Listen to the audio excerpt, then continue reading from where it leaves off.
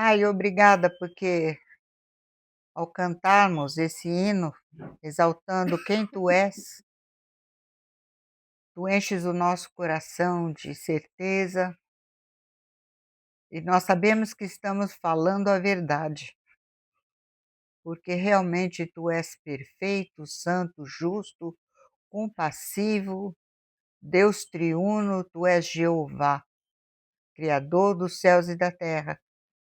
Te fizeste Cordeiro de Deus e tu vives para sempre e vai terminar a obra em cada um de nós que tu começaste, mostrando o teu poder e o teu grande amor. Agora, Pai, que vamos nos assentar diante da tua palavra, fala-nos aos corações, dá-nos entendimento e eu peço, ó Pai, que todo mundo aqui está cansado, esses dias têm sido, como o Senhor mesmo disse, seriam dias trabalhosos, difíceis, até perigosos. Mas com a tua misericórdia e graça, pelo teu Espírito que nos habita, dá-nos aquele descanso para ouvirmos a tua palavra e nos alegrarmos contigo e cada vez mais conhecermos o Senhor. Eu clamo agora, ó Pai, pelos nossos irmãos que não estão aqui, abençoa cada um deles. Oro, ó Pai, por essa guerra que está deflagrada. Sabemos que tudo isso vai chegar a um ponto onde Israel vai estar em segurança, conforme tu tens dito na tua palavra. E aí, novamente, sabemos que haverá outra tentativa de acabar com o teu povo, mas tu pessoalmente irás intervir. Então, nós sabemos todo o desenrolar do teu plano, mas clamamos, ó Pai, dias difíceis, essas coisas terríveis que acontecem. Clamamos pelas pessoas envolvidas, que haja salvação, de tal maneira que muitos entendam que são pecadores e precisam de Ti, Senhor Jesus. Especialmente clamo pelo Teu povo de Israel. E obrigado, ó Pai, porque a Tua salvação nos alcançou. Em nome de Jesus. Amém. Vamos abrir no capítulo 2, vamos ler esses versos. Aqui não está errado. Verso, eu não corrigi lá, 17 até Romanos 2, 17 até 29.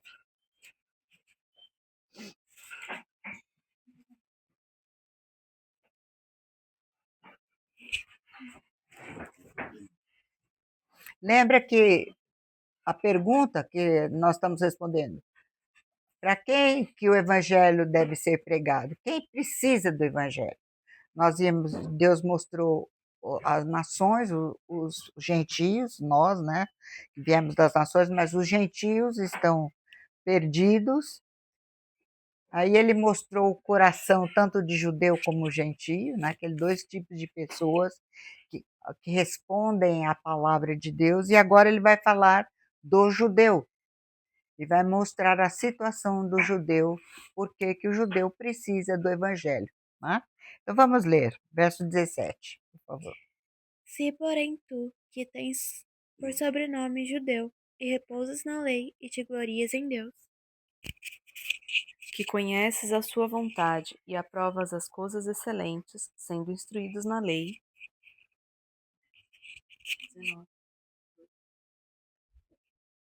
19. Que estás persuadido de que és guia dos cegos, luz dos que se encontram em trevas, instrutor de ignorantes, mestre de crianças, tendo na lei a forma de sabedoria e da verdade. Tu, pois, que ensinas a outrem, não te ensinas a ti mesmo? Tu que pregas que não se deve furtar, furtas? Dizes que não se deve cometer adultério e o cometes? Abominas os ídolos e lhes rouba os templos?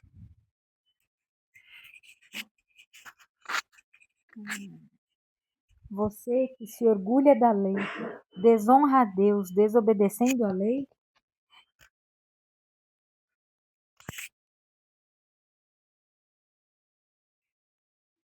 Pois, como está escrito, o nome de Deus é blasfemado entre os gentios por causa de vocês. Porque a circuncisão tem valor se praticares a lei. Se és, porém, transgressor da lei, a tua circuncisão já se tornou incircuncisão.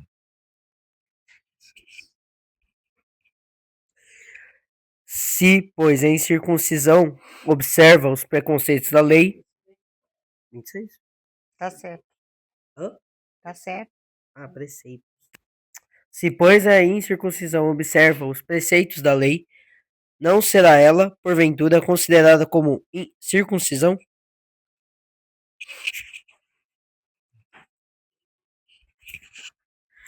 E, se aquele que é incircunciso por natureza cumpre a lei, certamente ele te julgará a ti, que, não obstante a letra e a circuncisão, és transgressor da lei. Porque não é judeu quem o que é apenas exteriormente, nem é circuncisão a que é somente na carne. Porém, judeu é aquele que o é interiormente, e circuncisão a que é do coração, no espírito, não segundo a letra, e cujo louvor não procede dos homens, mas de Deus. Isso. Então Deus está agora mostrando a situação do judeu. E eu, antes de eu continuar, eu só quero fazer uma correção, que a semana passada eu falei dessa chinesa, né? Aliás, Coreia, né? Coreana do Norte, que estava fugindo. E lembra que eu contei que a filha mandou o dinheiro para ela ser resgatada da China, da Coreia, e ela nunca tinha ouvido falar. Ô Senhor Jesus, e agora, José? Daniel, como é que fica agora? Não, peraí, agora eu fiz. O que eu bati aqui? Eu consigo fazer coisas extraordinárias.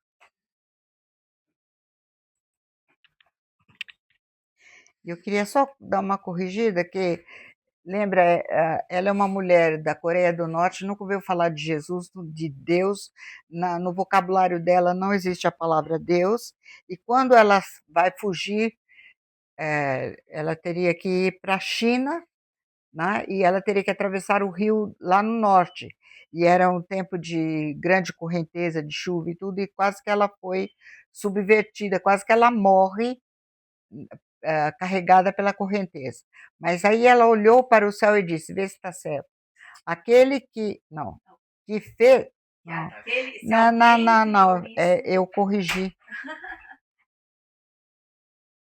Ô Senhor Jesus, cadê? Pois eu corrigi. Ajude-me. Se tem alguém que fez isso que está aí no céu, me ajude aí. Apareceu um tronco e ela hoje é uma missionária, né? Então, eu queria deixar corrigido, eu corrigi, mas enfim, não tive oportunidade de conversar com a Fran. Então, o que eu queria que ficasse bem claro, 2 Coríntios 16:9, você pode ler, bem, por favor? Crônicas, eu falei Coríntios. Porque, quanto a Jeová, seus olhos passam por toda a terra, para mostrar-se forte para com aquele cujo coração é totalmente dele. Shalem Elav. Então, veja, quanto a Jeová, os seus olhos passam por toda a terra. Lembra que nós vimos que Deus conhece o coração de cada um. Nós vimos, por exemplo, Deus sabe a pessoa que ouve e se importa, sabe aquela pessoa que está vendo que há um Deus e deseja conhecê-lo, e aquele que vê que há um dono e rejeita. Então, veja, olha que Deus diz aqui, os olhos dele passam por toda a terra para mostrar-se forte para com aqueles cujo coração é totalmente dele. E a expressão aqui é shalem, que vem da palavra shalom.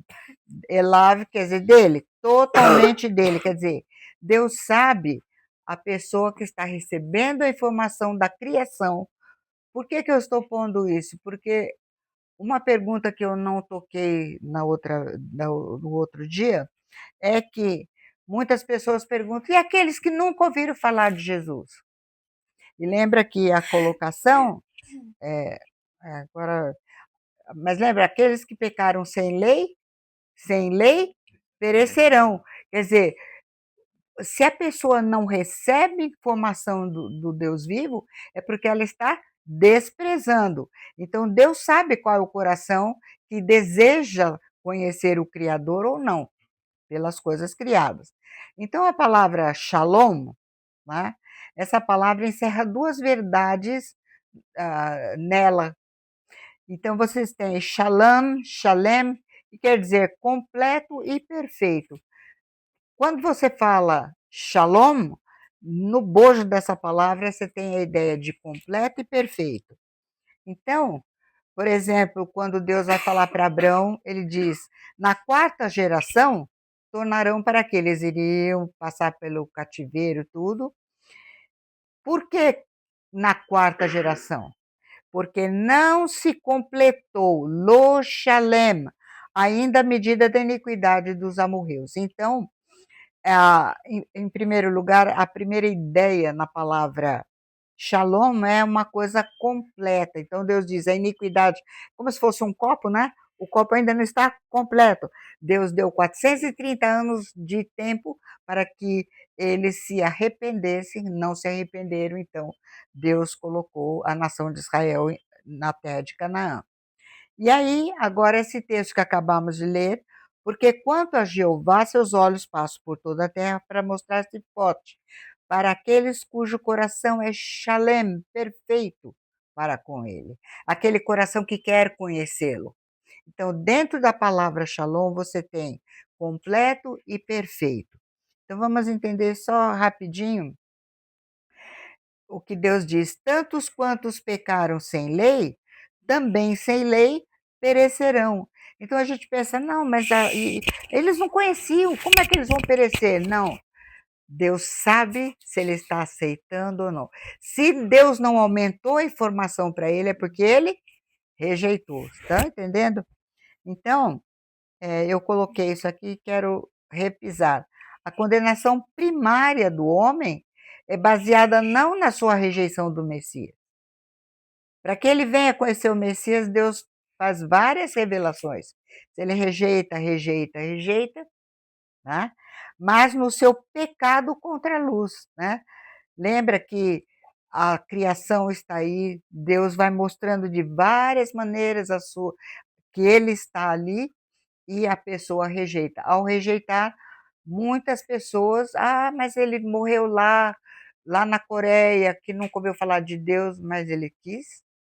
Mas, por exemplo, essa mulher, nós vimos que ela olhou. Como que é? Fala de novo. Ela olha para o céu e fala: se tem alguém que criou isso, O que ela estava pensando? Há um ser que criou, e ela clamou ao Criador. Vocês estão entendendo? Isso é muito importante nós entendermos, porque que Deus diz: quem pecou sem lei perecerá. Não tem a santa ignorância aqui salvando ninguém. E tantos quantos na esfera da lei pecaram, mediante a lei serão julgados. Então, agora vamos ver como é que Deus lida com os judeus, porque são eles que receberam a lei. Então, no plano de Deus da redenção da raça, quando na Torre de Babel, né, aqui está um pedacinho da Torre de Babel, a condição humana tomou uma posição de rebelião contra Deus: não queremos saber de ti. Deus vai lá na Caldeia e vai buscar um homem, Abrão. E se vocês forem ler Atos 7, quando Estevão está pregando, ele começa dizendo que o Deus da glória se apresentou a Abrão. Se Abrão seguiu, creu, por quê? A informação da criação, o coração dele era shalem para com Deus, então ele estava importando em conhecer a Deus, e ele foi então fiel e obedeceu. Então, o Quem que vai ler agora? Você? Aqui Isaías, Deus está falando para Israel. Então veja. Vós sois as minhas testemunhas de Jeová, o meu servo a quem escolhi, para que o saibais e me creais e entendais que... Então veja, Deus está dizendo o propósito. Israel é testemunha. O servo que sou. Para que ele escolheu? Para ser salvo, para ser perdido? Não. Para quê? Lê de novo o amarelo, por favor. Para que o saibais e me creais e entendais que eu sou ele. Antes de mim, Deus nenhum se formou. Depois de mim, nenhum haverá. Eu sou Jeová, e fora de mim não há Salvador. Por que Deus criou Israel? Na Torre de Babel, todos tinham dito: não queremos saber de ti. Por amor a nós, a raça humana, Deus criou Israel para que soubéssemos, crescêssemos e entendêssemos o quê? Eu sou ele, na nossa Bíblia, eu sou o mesmo. No hebraico é difícil de traduzir. Eu sou ele. Antes de mim, Deus nenhum se formou. Depois de mim, nenhum haverá. Como dizem os TJ? O que eles dizem, os testemunhas de Joá? O que eles dizem? Jesus é um Deus, depois do Deus grande, é um Deus menor? Mas ele adora, depois eles não, você adora como Deus, mas é um Deus que veio depois. Então, o que Deus está dizendo? Antes de mim, nenhum se formou. Depois de mim, nenhum haverá. Mas agora é mais sério ainda. Eu sou Jeová. Fora de mim? Então, como é que Jesus pode salvar se ele não é Jeová? Então, esse é o propósito da nação de Israel. Então, veja, por este motivo, Deus criou Israel, para que Israel mostrasse, apontasse para todo mundo quem é o Deus vivo, o Deus verdadeiro. Então, lá no Salmo 147, por favor. Mostra a sua palavra a Jacó, as suas leis e os seus preceitos a Israel. Não fez assim a nenhuma outra nação. Todos ignoram os seus preceitos. Aleluia. Então, notem, quando ele veio dando entendimento às nações, mas quando elas rejeitaram, agora ele vai mostrar para Israel. Lembra que nós lemos Levítico, acho que vocês não estavam aqui, mas Levítico 19, eu vou falar mais um pouquinho. Deus mostra quem ele é. Israel precisava mostrar quem é o Deus verdadeiro, em contraste aos deuses babilônicos. Olha, contraste. Vocês vão olhar o tempo inteiro. Por exemplo, Salmo 115. Os deuses que não tem boca, não tem nada, não vê. Sempre Deus está dizendo, mas Jeová, por exemplo, Jeová está no seu santo templo, cale-se diante dele toda a terra. E os ídolos não têm fôlego. Está sempre contrastando, porque desde Babel, a rebelião, a religião babilônica, apresentando os deuses e Deus mostrando quem ele é. Né? Então, ele mostra a Jacó as suas leis, os seus preceitos, de tal maneira que eles são os detentores da palavra de Deus para levar para o mundo. Então, Israel tendo tal posição no conselho, o que é o conselho de Jeová? O plano, o propósito de Jeová, tá certo? Então, tal posição no conselho de Jeová, porém não conhecendo o Messias, nem o ensino dos profetas que se leem todos os sábados na sinagoga, como diz Paulo lá em Atos 13, né, Antioquia, Israel concluiu que sua justiça reside no mérito, primeiro, do seu nascimento. Eu sou judeu, nasci judeu, acabou. Segunda coisa, da sua observância da Torá, da lei. Então, eles chegam, você, tanto que eles chegam para o gentio e diz para nós, o máximo é Noé. Eles jogam até Noé, e a gente fica lá, você tem que ficar com o que Deus falou com Noé, e acabou. Né? Então, nós somos, a nossa justiça está porque nós observamos a lei. E nós somos circuncidados. Lembra? Efésios 2 diz, falando de nós gentios, chamados em circuncisão por aqueles que são circuncidados por mãos. Quer dizer, ele está falando de religiosidade, não está falando de verdade. E é isso que Deus vai mostrar. No entanto, o Espírito Santo revela que este é um terrível engano e passa a arguir o indivíduo, exortando-o pessoalmente. Então, como que Deus vai tratar? Olha como ele diz: se, porém, tu que tens por sobrenome judeu, o fato de ser judeu, para ele, é uma coisa, e eu quero que vocês entendam, eu vou colocar, vai ficar bem claro que quando a gente conversa com o judeu, tem que entender que é essa a situação dele. Como tem que entender, por exemplo, que o Jesus do católico ele diz: eu recebi Jesus, eu amo Jesus, mas o Jesus dele é uma bolacha de farinha de trigo. Nós temos que ter misericórdia deles. E tem que entender e tem que, com muito carinho, e pedir sabedoria para mostrar que o Jesus dele não é o Jesus da Bíblia. É um Jesus que precisa morrer toda missa.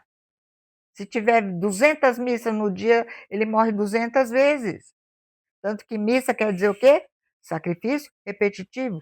Mas ele morreu uma vez por todas para sempre.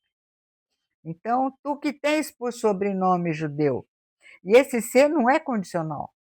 É uma afirmação. Uma vez que você tem por sobrenome judeu, você toma uma posição errada diante de Deus. E aqui, Jesus vai falar aqui na sinagoga de Nazaré. Lembra que ele levantou, deram o livro do profeta Isaías para ler e ele leu. Então, quem que vai ler? Então passou Jesus a dizer-lhes: hoje se cumpriu a escritura que acabais de ouvir. Todos lhe davam testemunho e se maravilhavam das palavras de graça que lhe saíam dos lábios. Perguntavam: não é este o filho de José? Presta atenção. Não, fica aí que ainda vai ler mais. Então, aqui, Jesus leu Isaías e disse: hoje se cumpriu, quer dizer, eu sou aquele que está aqui. O que, que eles fizeram? Qual foi a atitude? Palavras se maravilharam, com as palavras saía. Não é este o filho de José? E ele está dizendo que está cumprindo as escrituras. Aqui, até aqui, tudo bem. Eles não rejeitaram o fato dele dizer que é Messias. Olha onde que vai pegar. Disse-lhes Jesus: sem dúvida, citar-me-eis este provérbio: médico, cura-te a ti mesmo. Tudo o que ouvimos ter se dado em Cafarnaum, faze-o também aqui na tua terra.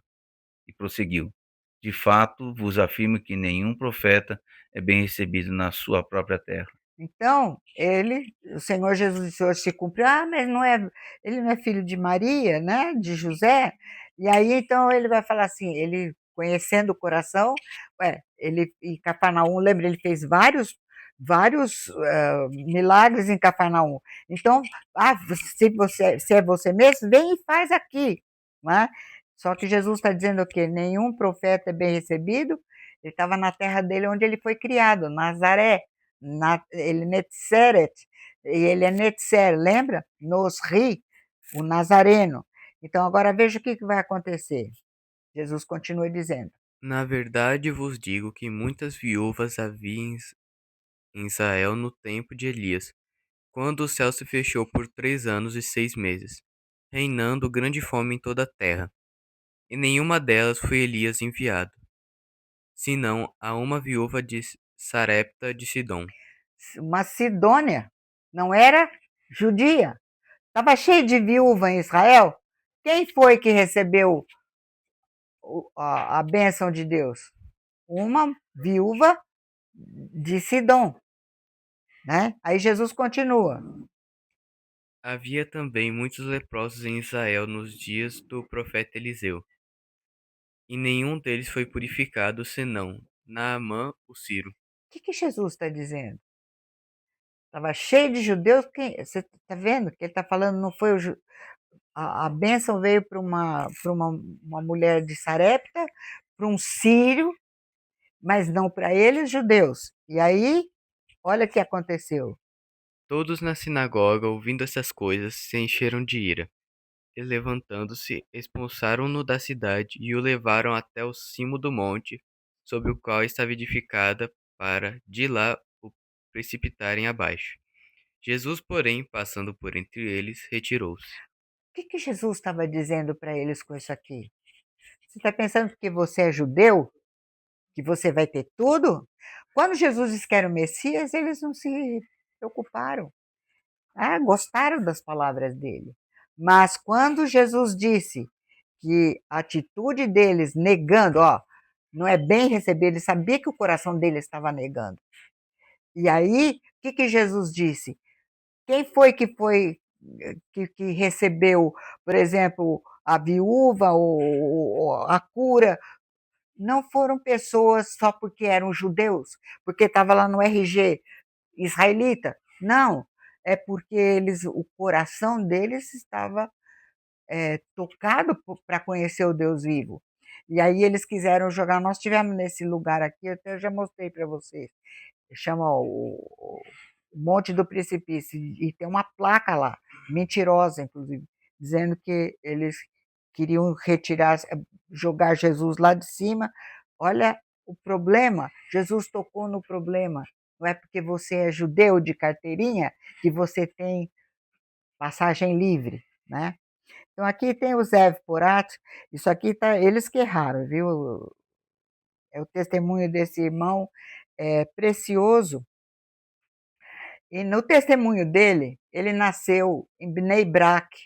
Bnei Brak é a cidade mais ortodoxa do universo e é um lugar onde, esses dias mesmo, duas soldados israelenses foram lá fazer um serviço e precisaram ser resgatadas porque quase eles mataram. Se você for lá falar de Jesus, eles matam você. Eles são extremamente ortodoxos, eles não têm nenhum contato com a vida fora. E ele foi criado, filho de rabinos, e estudava para rabinato. Ele foi para os Estados Unidos. Lá nos Estados Unidos, ele estudava na Yeshiva, Yeshiva é a escola rabínica. Não tinha janela, porque qual era o problema? Ouvir nos Estados Unidos é muito fácil de você ouvir a palavra, né? Então, fechada para o mundo, até que ele cortou com isso. E no seu testemunho ele revela o ensino do judaísmo rabínico quanto ao fato de se nascer judeu. Olha o que ele vai dizer. Crescendo como um judeu ortodoxo, nos é dito que temos privilégios, e nós judeus nos orgulhamos que seja assim. Você merece tudo porque você é judeu, mas eu nunca senti a presença do Pai. E aí, assim foi a primeira vez, e através de Yeshua, eu senti o relacionamento com Deus, nasci de novo. Então, como que foi? Ele, querendo fugir de Deus, ele se afastou, inclusive, do judaísmo e tal, ele entrou numa chat room, né, na internet, e um homem da Califórnia percebeu que ele era judeu, israelense, e começou a compartilhar o Novo Testamento com ele. Foi 3 ou 4 anos, e ele testificando para ele, até que um dia, o Zev conta que ele teve uma visão assim, e ele ouviu a voz, Zev, Yeshayahu num Gimel, quer dizer, Isaías 53 é o Messias, Isaías 53 é o Messias. E após 4 anos ouvindo a palavra, ele entregou sua vida a Yeshua. Perdeu tudo. Ele foi morar numa praia em Tel Aviv, num Fusca. Ele era riquíssima, família de rabinos e tudo. E ele tem uma cicatriz, porque ele foi conversar com o avô. O avô, quando ele falou do Messias, o avô atirou uma coisa nele, quase que matou.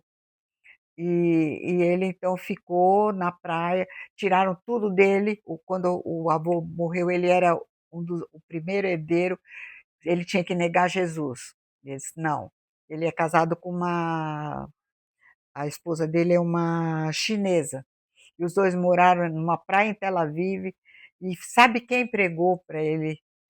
Aonde que ele foi abençoado? Um árabe em Tel Aviv. Ele foi trabalhar num restaurante lá no, porque tinha uma posição grande, e ele começou a aprender o amor de Jesus. E ali ele foi crescendo, né? Ele já era salvo, mas foi crescendo. Então, ele se entregou sua vida a Yeshua, foi deserdado, tendo perdido toda a possibilidade de emprego e sustento. Hoje, seu amor por Yeshua o leva a testemunhar especialmente aos israelitas em Israel, né? Então, está aqui o ministério dele, Messiah of Israel Ministries, e a pregação dele é espetacular, e ele vai muito atrás de judeus ortodoxos e tudo, e ele ousadamente já tem ido várias vezes a Bnei Brak, e tem a turma que fica orando, né? E ele só assim, você não tem medo que a gente mate? Não, eu estou aqui em nome do Messias. E ele fala que é Jesus e prega com ousadia. Um outro testemunho que eu quero que vocês entendam que Deus está dizendo que o problema do judeu é que ele acha que nasceu judeu, ele não precisa de mais nada. Esse aqui é o Eitan Bar, ele era do One for Israel, hoje ele não está mais no One for Israel, mas esse testemunho está dando lá nos Estados Unidos. Então ele diz assim, é preciso entender uma coisa, vindo de Israel, tendo crescido judeu, você sabe o tipo de pensamento que esse adolescente, tinha 16 anos, tinha no fundo de sua mente, que era esse pensamento. Porque ele é um judeu, então ele é melhor e mais importante que os gentios. Porque ele é um judeu, ele é parte do povo escolhido, o que significa que seu Deus salvou para ele um assento no céu. Quando a gente fala lá que o Nicodemos foi conversar com Jesus, a última coisa, jamais ele estaria pensando o que eu tenho que fazer para ser salvo.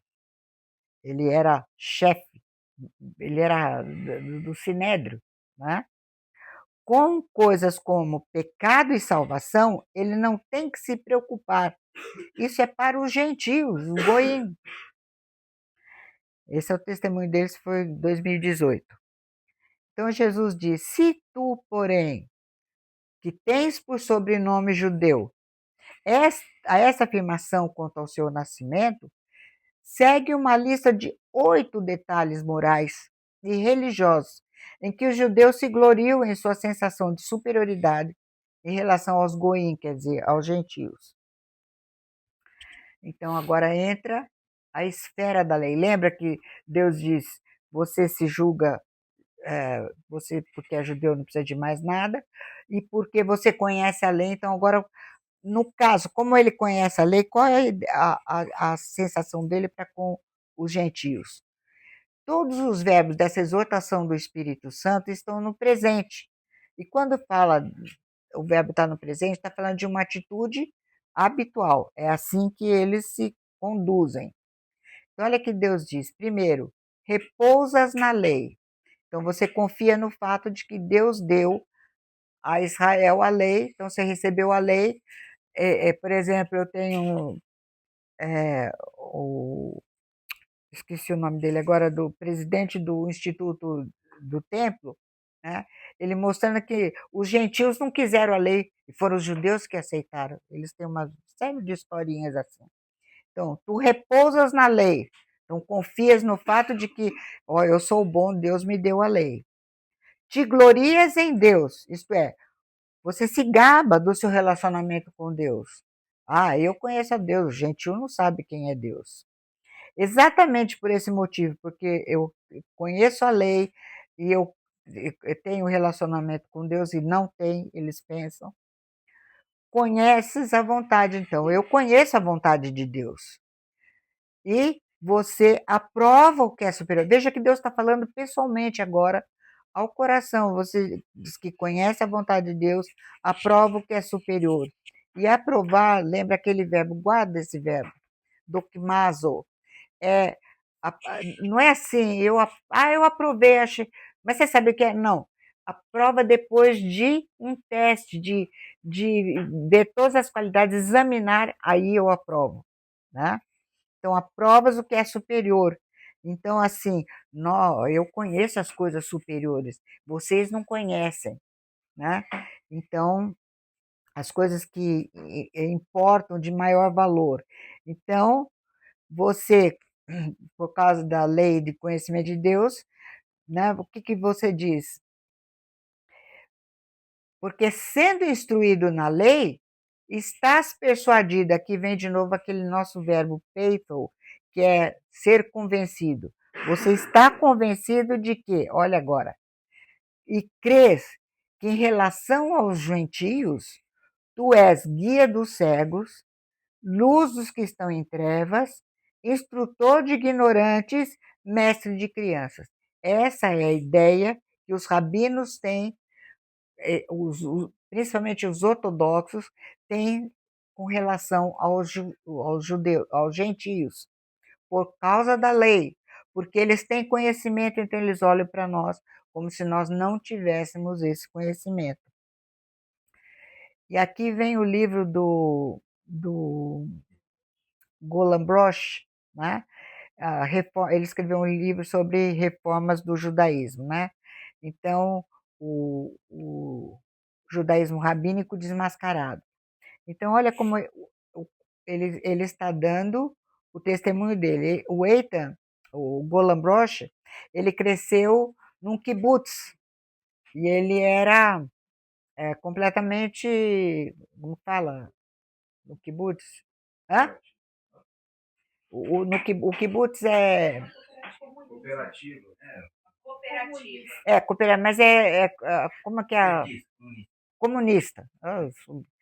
E ele cresceu desse jeito, né? Com esse tipo de informação. Então, olha o que ele vai dizer. E aí, no livro dele, ele vai redefinindo o arrependimento, ele vai mostrar a atitude, ele vai mostrar a experiência dele e vai mostrar como ele foi criado, o conceito que ele tinha. Antes de crer em Yeshua, em Jesus, a coisa mais estranha que alguém poderia dizer ou me perguntar era: Golan, você é salvo? Salvo? Salvo de quê? E essa era a mesma coisa. Nunca o Nicodemos foi perguntar sobre isso a Jesus. Imagine perguntar aos israelitas: os judeus precisam ser salvos? Imagina!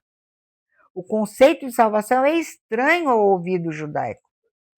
Tanto que quando a gente fala que você precisa se converter para eles, não existe isso. De que é que nós precisamos ser salvos? Do pecado? Do que você está falando. Lembra que como os fariseus diziam para os outros? Você, todo pecador, lembra disso? Todo o conceito de obter salvação de nossos pecados soa como conceito cristão. Se falarmos biblicamente, no entanto, é o mais judaico, porque é a palavra de Deus. Ser salvo do pecado, arrepender-se de seus pecados.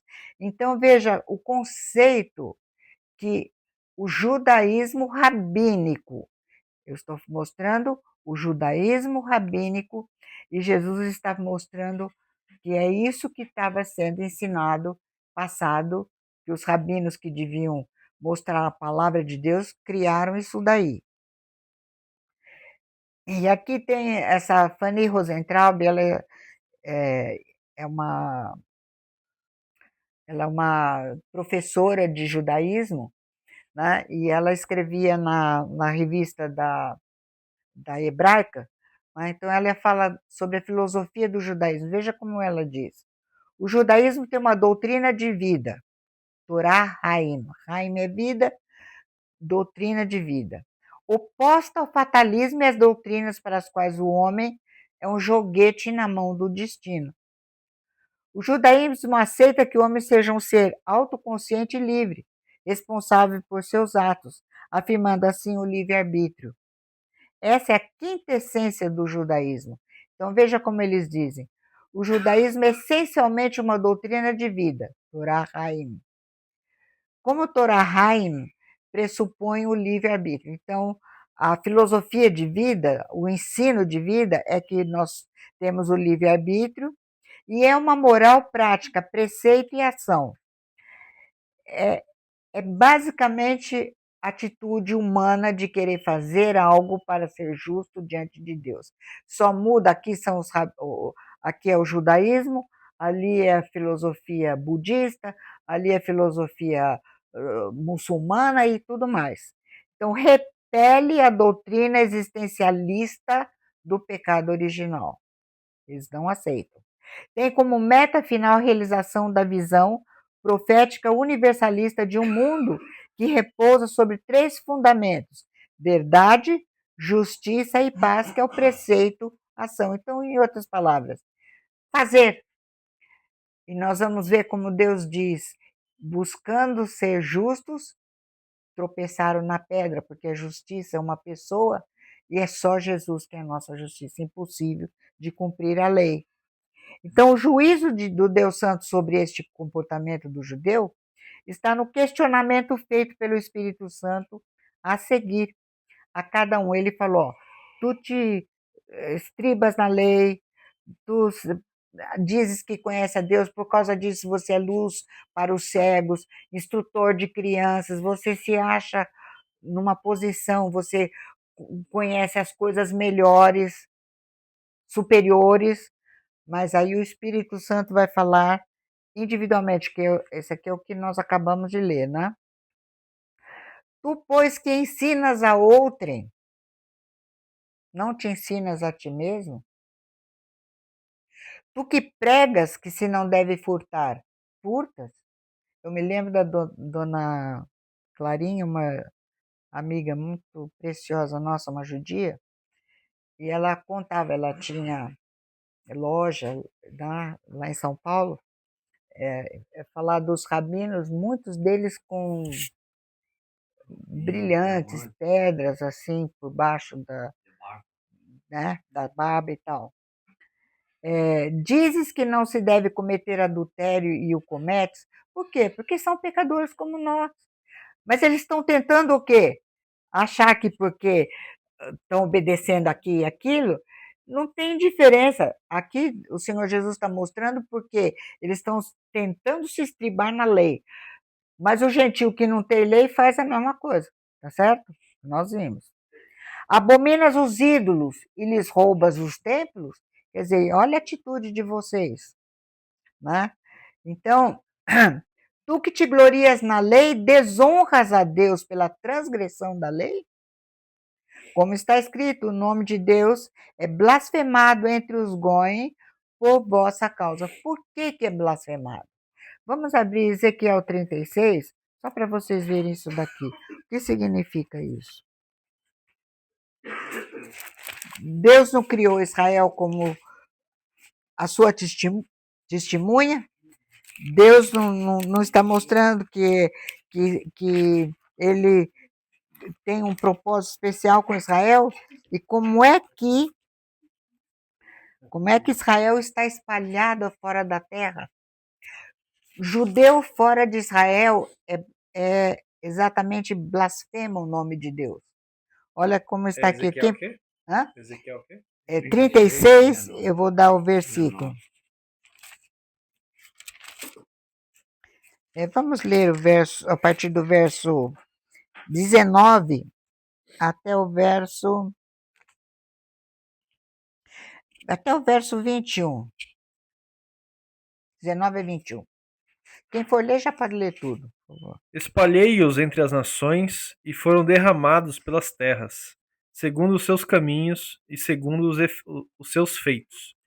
Eu os julguei. E chegando as nações para onde foram, profanaram meu santo nome, pois dele se dizia: são estes o povo do Senhor? Porém tiveram de sair da terra Você dele. está vendo como é que blasfema? Israel, judeu fora de Israel, como é que está? Como é que não tem? Quanto tempo ficou Jerusalém? Tanto que o que os próprios crentes disseram: Deus não tem mais plano para Israel. Então, blasfemando por quê? Por causa da dureza do coração foram espalhados. E verso 21, só para terminar. Mas tive compaixão do meu santo nome, que a casa de Israel profanou entre as nações para onde foi. Então ele vai trazer, está trazendo Israel, tá certo? Então, Deus está dizendo que a atitude da... O que Deus está falando aqui? Do judaísmo, da religiosidade, não da palavra de Deus, mas a religiosidade. Ah, eu sou judeu, eu tenho lugar no céu, eu sou isso, aquilo, e eles não entenderam nada. Então, agora ele vai dizer, lembra que várias coisas Deus está dizendo, e uma das coisas que Deus está chamando a atenção, isso é bom para nós prestarmos atenção, tendo na lei a forma do conhecimento e da verdade, a forma, não a realidade. Então, antes de lermos, vamos ler 2 Timóteo 3,5, e depois vamos abrir em Levítico 19, vamos ler uns textos. Eu escrevi para um judeu, respondendo as perguntas dele, e exatamente vou mostrar isso daqui. Pode ler 3,5. Deixa eu ver aqui. 2 Timóteo 3,5.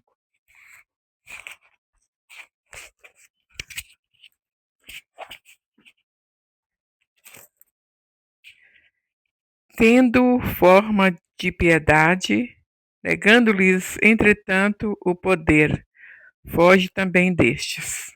Veja, tendo forma de piedade, mas negando-lhes, entretanto, o poder. O que é piedade? Temor de Deus. Eu estou fazendo aquilo para parecer piedosa, mas lá no fundo, lembra que Deus diz, fala com os lábios, meu coração está a quilômetros.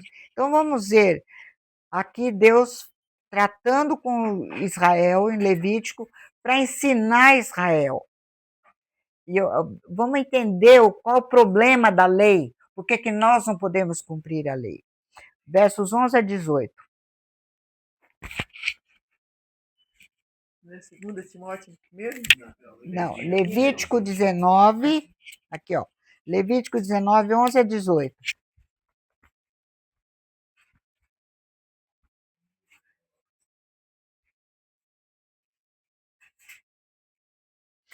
Sabe, eu posso cumprir a lei de uma maneira assim que vocês olham e falam, puxa vida, Vera Lúcia é um espetáculo. Qual é o problema? Deus está vendo o quê? O coração. O meu coração. E ninguém vai cumprir a lei, porque a lei é Jesus. Ninguém vai cumprir de tal modo que, a menos que Deus faça isso em nós. Estão entendendo? Não tem como. Verso 11 a 18.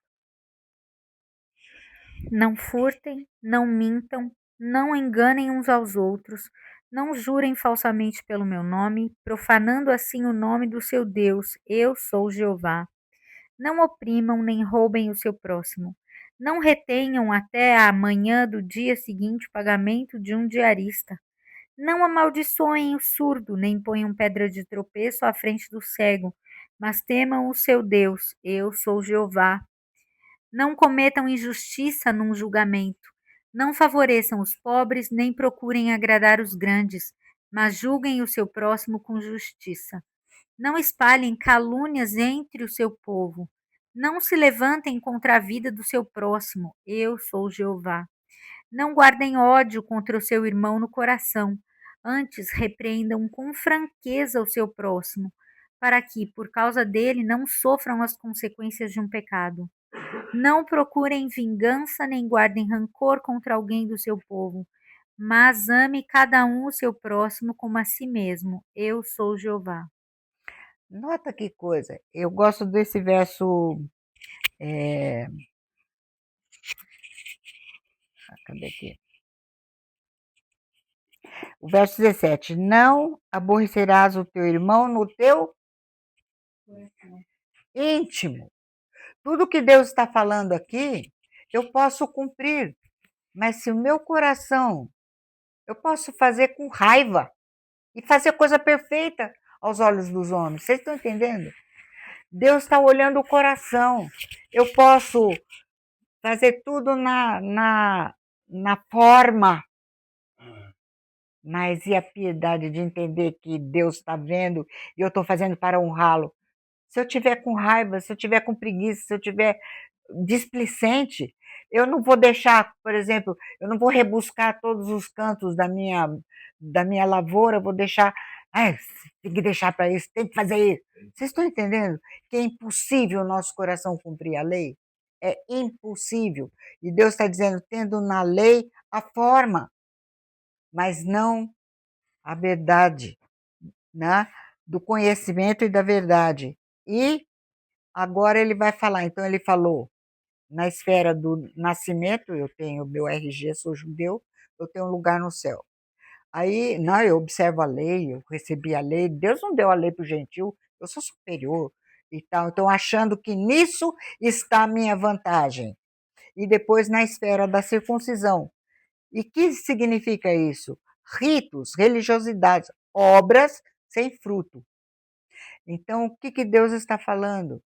Aqui Deus está falando do judaísmo, não da vida bíblica, do judaísmo bíblico, que é a fé no Senhor Jesus. Então, quem que vai ler, por favor? Aqui nós estamos na semana da Páscoa e o que vai acontecer, está contando o que aconteceu nessa semana entre Jesus e uma figueira. No dia 10 de Nissan, sendo já tarde, foi para Betânia. Eu cheguei. Foi para Betânia com os 12. No dia seguinte, quando saíram de Betânia, teve fome. E vendo de longe uma figueira com folhas, foi ver se nela, porventura, acharia alguma coisa. Aproximando-se dela, nada achou senão folhas, porque não era tempo de figos. Então lhe disse Yeshua: Nunca jamais coma alguém fruto de ti. E seus discípulos ouviram isto. No fim eu vou comentar. Em vindo à tarde, saíram da cidade. E passando eles pela manhã, viram que a figueira secara desde a raiz. Então Pedro, lembrando-se, falou: Mestre, eis que a figueira que amaldiçoaste secou. Ao que Jesus lhes disse: Tende fé em Deus. Então Jesus, naquela semana, passou, viu a figueira, e olha que interessante, porque diz que não era tempo de figo, mas ela estava cheia de folhas, estava bonita. Uma figueira cheia de folhas deveria ter frutos. E aqui não era tempo de figos normais, que são os ramos novos que produzem os novos frutos. Aqui, nessa época, essa chama-se a safra breba. São os galhos mais velhos, produzem os figos mais doces, os figos temporões. Então, são os mais velhos. O que Jesus está falando aqui? Ele viu cheia de folhas, deveria ter, foi procurar fruto. Chegou lá, só tinha folha. E ele amaldiçoou a figueira. Ele estava falando, a figueira representando o quê? A nação de Israel e a religiosidade de Israel. Tanto que, da manhã, Jesus foi preso de madrugada, né? Ele foi para o Getsemane, de madrugada, logo no amanhecer, eles passaram a noite inteira julgando Jesus, e aí os do Sinédrio, dos fariseus, levaram Jesus ao pretório e não entraram no pretório, para não se contaminar e comerem a Páscoa. Mas eles estavam entregando a Páscoa. Vocês estão entendendo? A forma, e não entenderam, sem vida, foi o que Jesus falou daquela figueira. Religiosidade, mas o coração está longe, em vão. Me adoram com ensinamentos de homens. Por isso temos que prestar atenção. Israel é a testemunha de Jeová para nos ensinar o que realmente é o nosso coração. E aí, Jesus amaldiçoou a figueira, né? E o que aconteceu no ano 70? Jerusalém foi destruída, Israel foi espalhada pelo mundo até 1948. Em 1948, Israel voltou a ser uma nação. Todo esse tempo, a figueira ficou sem folhas, a terra ficou totalmente entregue à solidão, a pragas Era um imenso deserto a terra de Israel. O povo não estava lá. E Deus diz: vocês estão me difamando porque a terra está onde devia estar Israel, não está. Estão entendendo como a situação de Israel? O dia que ele amaldiçoou foi no dia Era 10 de Nissan. No dia 10 de Nissan. Foi quando ele entrou. Não, dia 10 de Nissan, quando ele entrou com o jumentinho. Então, isso está no versículo 1, né? Quando ele entrou. É que aqui está no dia seguinte. Mas no dia seguinte ele amaldiçoou. No dia seguinte, pela manhã viram a figueira. Você está em quê? Tá em porque você tem. O que tem? Aqui? No dia seguinte saíram de Betânia. No dia 10 ele foi para Betânia. No dia seguinte, quando saíram, quer dizer, dia 10, não, dia 10 de Nissan. Não, dia 10 de Nissan foi quando. Não, dia 10 de Nissan foi quando ele foi separado. Lembra que era o dia que separava o cordeiro? No dia 10 de Nissan, ele foi separado pela casa de Marta, Maria e Lázaro. Ele foi ungido. Veja João 12. João 12, ele dá porque você tem que colocar todos os evangelhos juntos. Cada um dá um detalhe e aparentemente não bate, mas bate. 12. 6 dias antes da Páscoa, tá vendo? 12:1.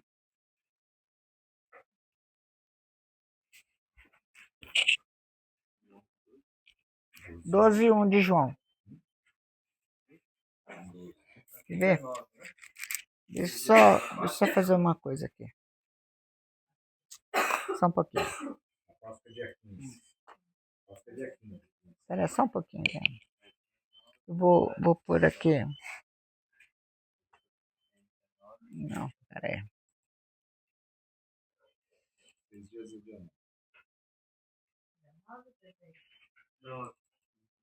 Peraí. Espera só um pouquinho que eu já vou mostrar para você.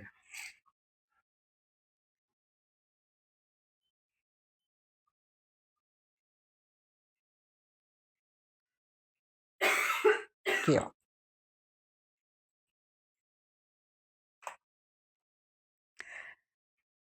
Dia 10 de Nissan, Jesus foi tomado e ungido como cordeiro na casa de seus amigos, a cidade de Betânia. Dia 11 de Nissan, o Senhor Jesus entrou em Jerusalém, foi aclamado pela multidão, lembra? No jumentinho. Dia 12 de Nissan, ele amaldiçoou a figueira e purificou o templo. Dia 13 de Nissan, que são 2 dias antes da Páscoa, em Betânia, na casa de Simão o leproso, novamente foi ungido. Lembra que aquela mulher enxugando e Jesus disse: onde for contado o evangelho, vai falar dela. Então, desde o dia 10 da separação como cordeiro pelos irmãos de Betânia até o dia 14, né, quando ele foi sacrificado, o Senhor Jesus retornou sempre para Betânia. E nesse caminho ele amaldiçoou a figueira. Aí eu vou pôr deixa eu pôr agora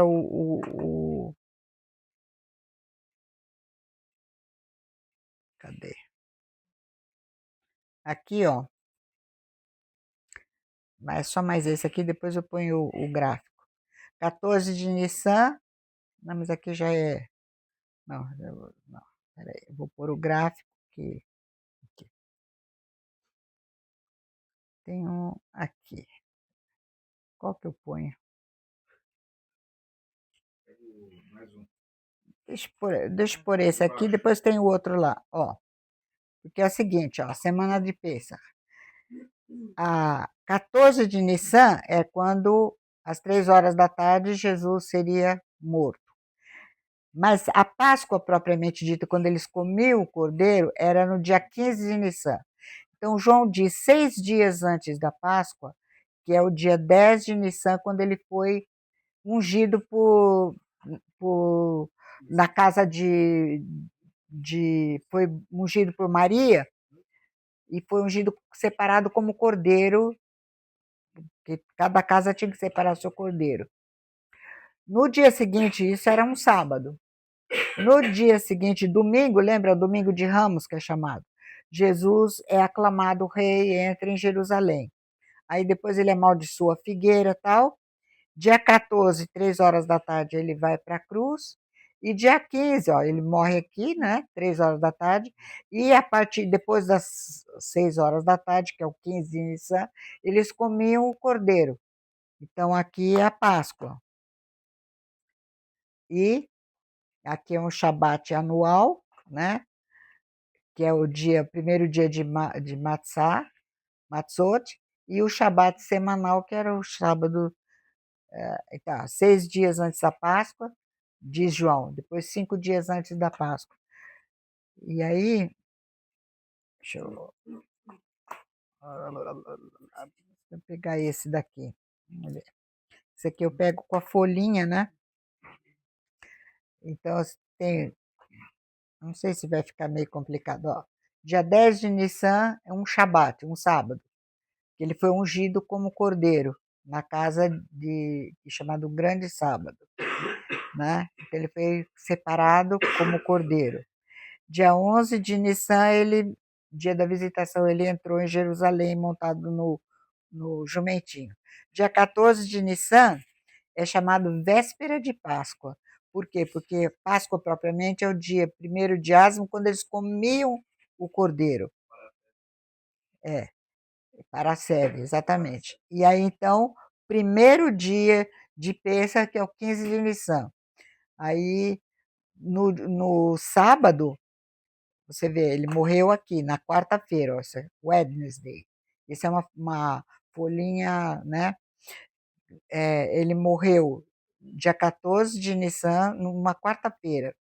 E no sábado ele ressuscitou. E é chamado esse sábado, é um Kol Hamoed, quer dizer, ele faz parte da semana de Ázimos, tá? E no dia 21 terminava os 7 dias de Ázimos. Então, desde o primeiro dia, Jesus morreu aqui, primeiro dia, segundo dia, terceiro dia. A gente não tá vendo.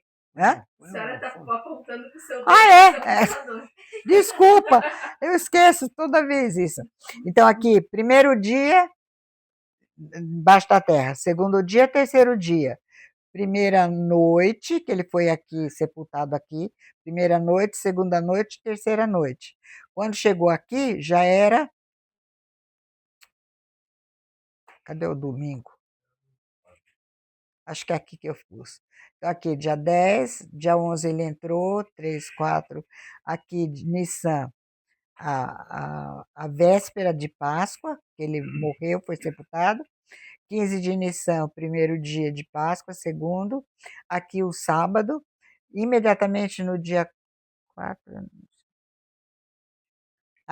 Então aqui, o sábado, o segundo mandamento, que elas descansaram, e aí Jesus ressuscitou no primeiro dia da semana. Então ele ficou 1 noite, 2 noites, 3 noites. 1 dia, 2 dias, 3 dias. Aqui já era domingo. Ele ressuscitou. Não, lá é dia 12. É dia 12 de Nissan. Não, mas lá é só o contexto. No dia 10 de Nissan ele foi ungido. Quer ver?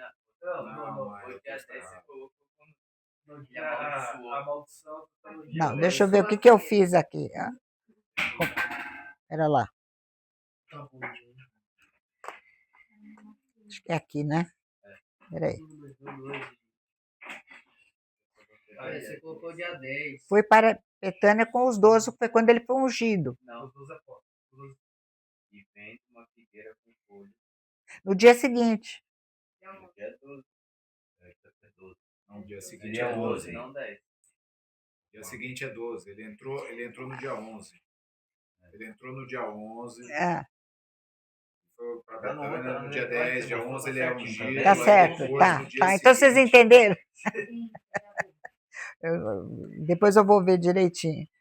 Então, o que, que Jesus está mostrando aqui?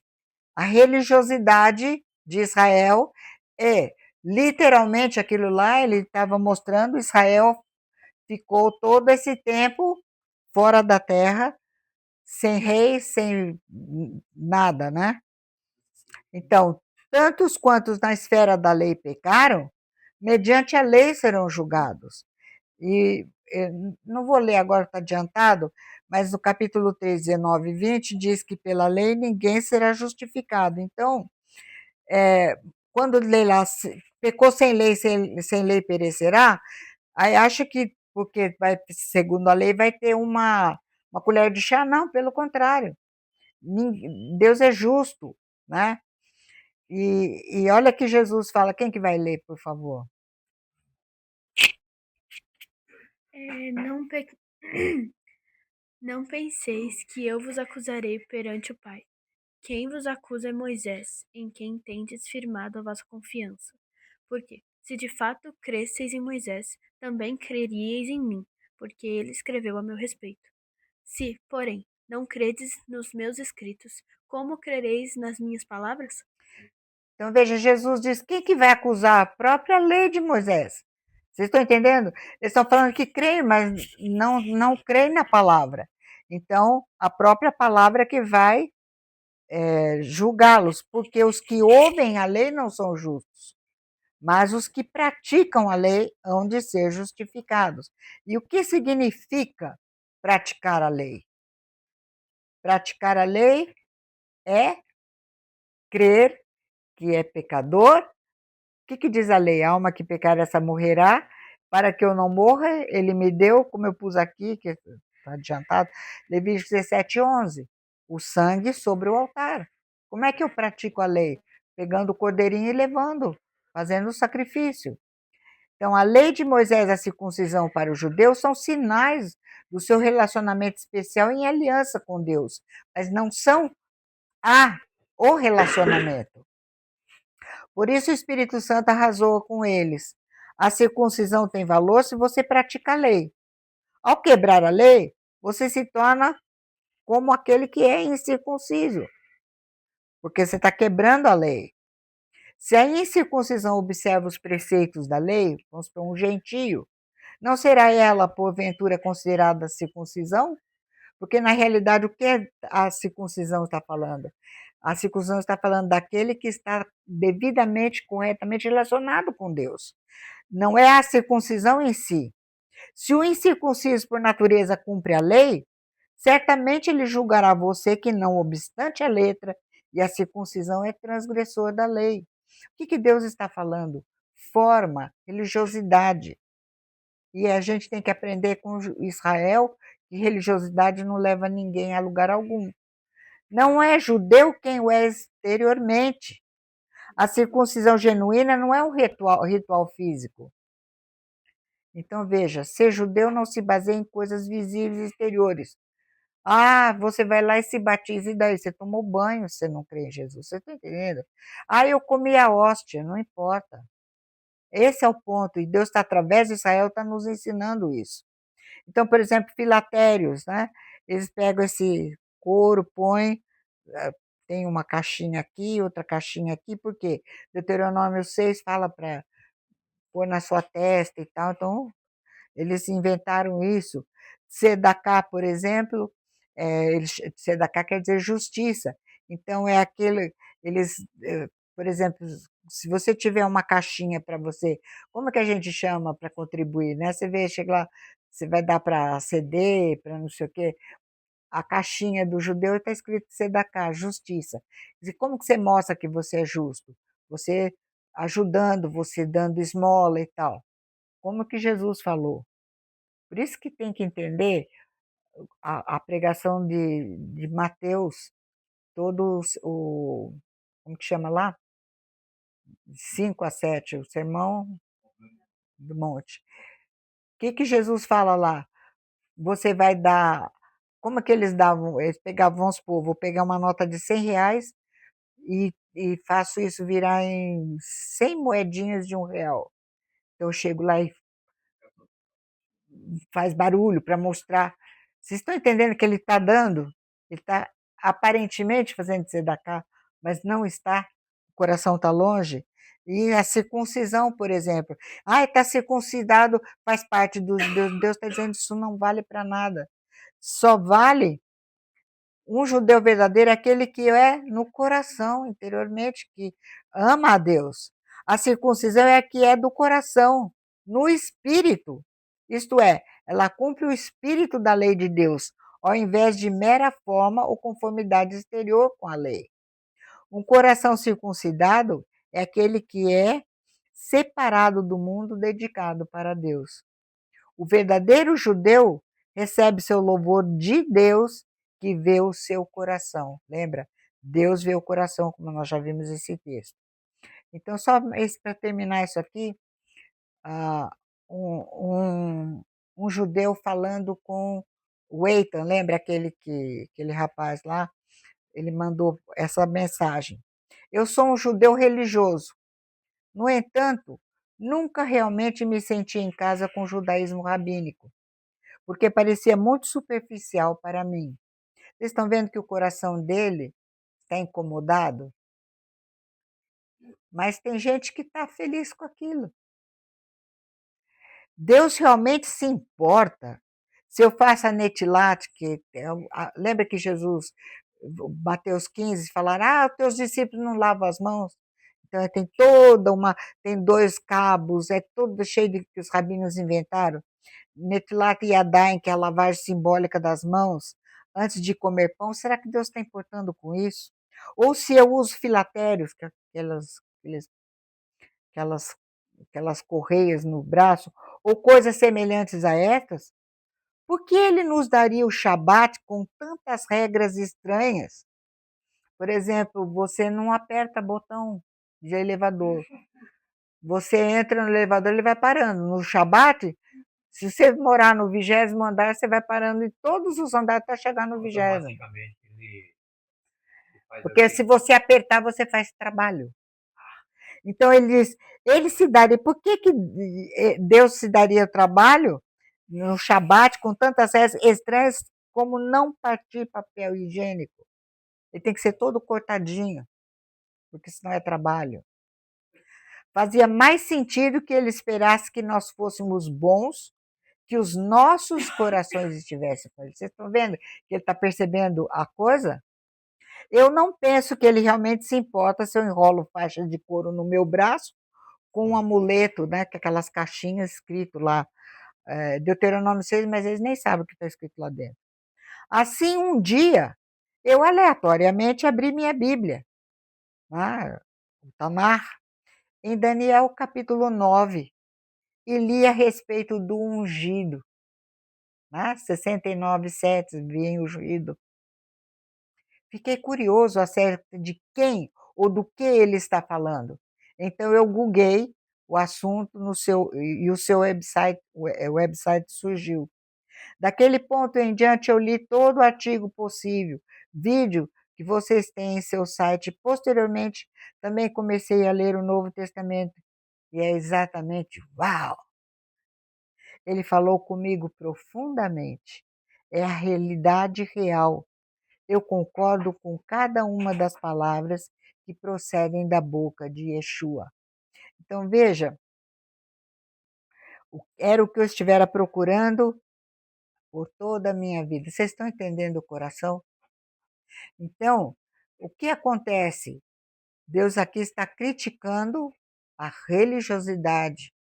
Ele criticou os gentios que ouviram e não se importaram, e agora ele está criticando como é que o judeu acha que está se importando com as coisas de Deus, mas na forma, na religiosidade, não no coração. Vocês estão entendendo os 2 tipos? O gentio, não quero saber, inventou outra. Eles também inventam. Depois eu vou mostrar para vocês. Eles inventam as coisas. O judaísmo rabínico hoje é terrível. Já no tempo de Jesus Sempre Deus está criticando. Então, veja a diferença de comportamento. Então, por exemplo, esse daqui está vendo que está faltando alguma coisa. Tem gente que está satisfeita naquilo. E ele não muda, ele vai morrer rabino, o ortodoxo, e não muda. Por quê? Porque ele gosta das coisas, está buscando justiça própria e não a justiça que vem de Deus, que a lei aponta para a justiça que vem de Deus no Ola, lembra? O sacrifício, a propiciação do Messias. Tá certo? Então vamos orar?